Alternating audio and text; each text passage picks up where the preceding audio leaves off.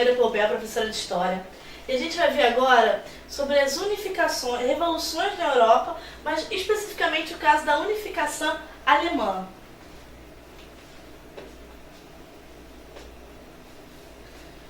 Bom, unificação alemã. Vamos só, antes de entrar direto, lembrar do movimento nacionalista.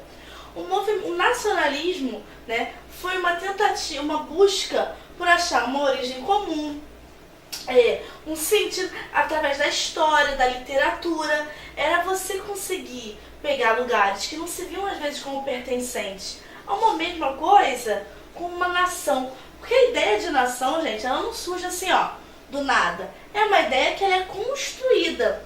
É uma ideia em que as pessoas se sintam fazendo parte da mesma coisa. A nação não é apenas lugar geográfico, né? Apenas um espaço geográfico não forma uma nação. Para você ter uma nação, você tem que ter também um sentimento de pertencimento. Você precisa ver uma origem comum, coisas que unam as pessoas que ali estão. Então, até 1850, não existia o país Alemanha. Eram 39 estados independentes. Você tinha a Confederação Germânica, liderada por Prússia e Áustria. Então, gente, olha o tamanho, tá? Olha o tamanho aqui da Alemanha. Então, você vê que você tem vários estados que são independentes, mas como liderança Prússia e Áustria. Então, aqui você ainda não poderia chamar isso aqui de Alemanha, porque não era uma coisa só, não tinha uma unificação, ainda não respondiam pelas mesmas coisas. A classe dominante no território alemão era formada por uma nobreza de origem saxônica, cujo poder econômico se baseava na propriedade de terras e que se utilizava de um exército mercenário para defender seu patrimônio. Gente, exército mercenário é aquele exército que recebe para poder guerrear em prol de alguma luta, tá? Não é nem um exército assim de um país estabelecido como força armada e nem aquele que está lutando por um ideal. Na verdade, ele está lutando pelo seu dinheiro. A população pobre era formada, em grande parte, por camponeses explorados pelos Junkers, que são o quê? Grandes proprietários de terra. Até aí não tem muita diferença, né? Nas cidades havia muitas pessoas desempregadas que formavam um contingente de mão de obra disponível. Então você tinha na cidade um grande número de desempregados e você tinha no campo camponeses sendo explorados pelos grandes proprietários de terra. E aí, até 1830, a economia alemã encontrara dificuldades para crescer em decorrência do entrave representado pelos tratos feudais que ainda conservavam. O que acontece? Para você estar dentro... Aqui, gente, a gente chama normalmente a unificação alemã e da Itália também de unificações tardias. Por quê?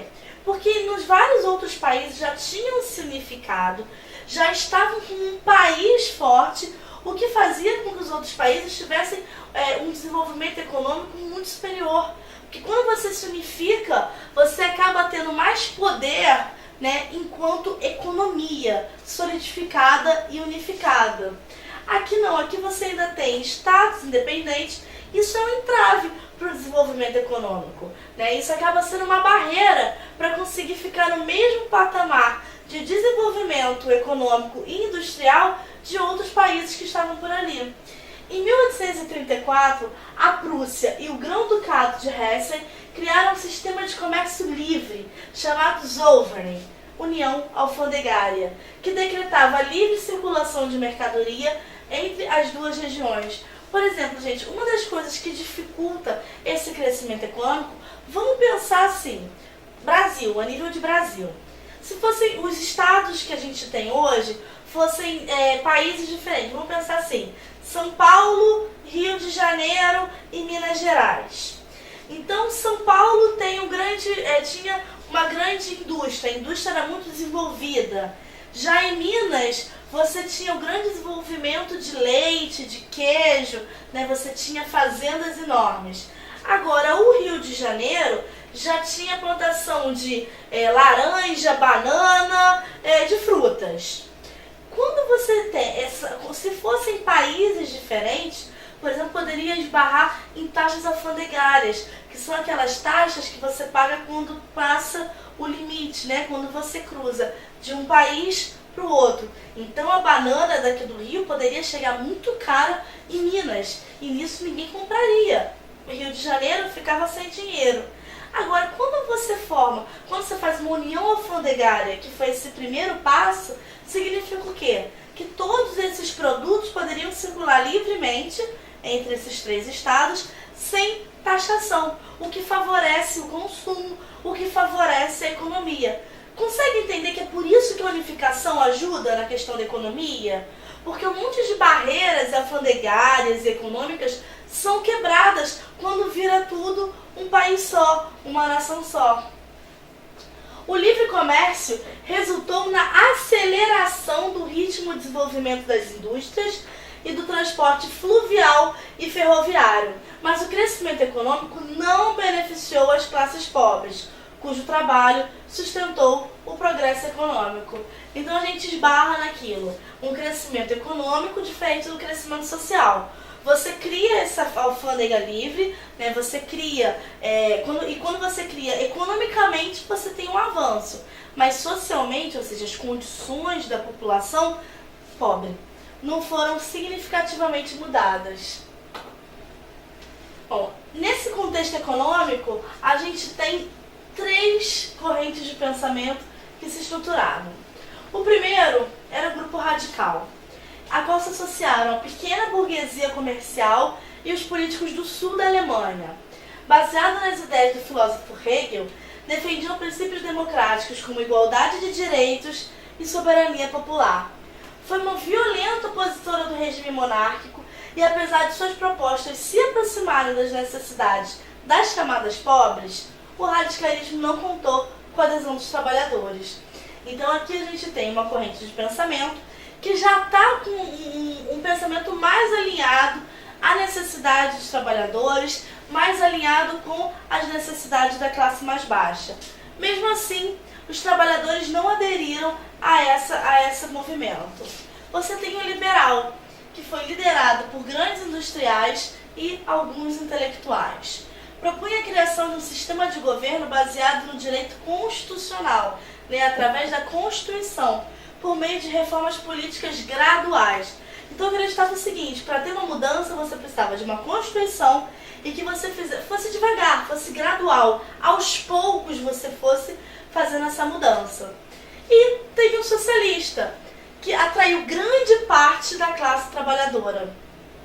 Em 56, foi criado o que depois foi chamado Liga dos Comunistas, que divulgou amplamente os trabalhos de Karl Marx e de Friedrich Engels. Gente, o Engels e o Marx juntos escreveram várias obras que serviram quase como Bíblia, sim, quase que como um livro a ser seguido por milhares de trabalhadores no mundo inteiro.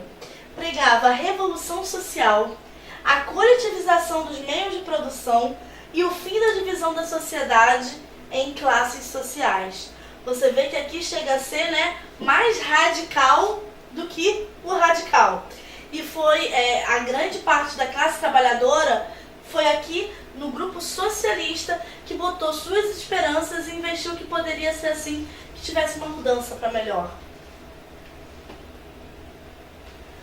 O contexto político denunciava a chegada de uma crise e, visando impedir a eclosão de uma revolta que colocasse em risco das elites dominantes, o presidente do Conselho de Ministros da Prússia, o Otto von Bismarck, decidiu liderar o processo de unificação da Alemanha.